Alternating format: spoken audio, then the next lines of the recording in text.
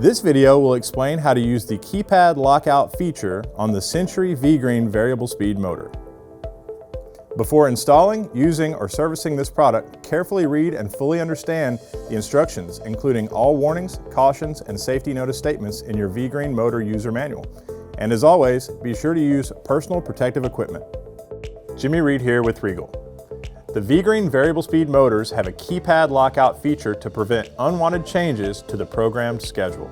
To lock the keypad, hold down the Step 1, Step 2, and Step 3 buttons all at the same time for at least 3 seconds. The Step 1, 2, and 3 LED lights will blink for 30 seconds, indicating that the keypad is locked.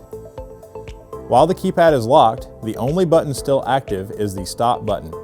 Pressing the Stop button will stop the motor. If no digital or serial input is present, the motor will remain stopped. If the motor is being controlled by a digital or serial input, the motor will temporarily stop for 4 minutes and then resume operation. The user can unlock the keys by holding down the same 3 step buttons for at least 3 seconds.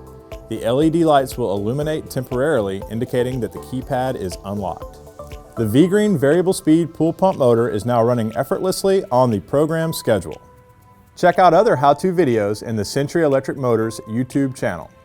Visit pool-motors.com to learn more about VGreen variable speed motors.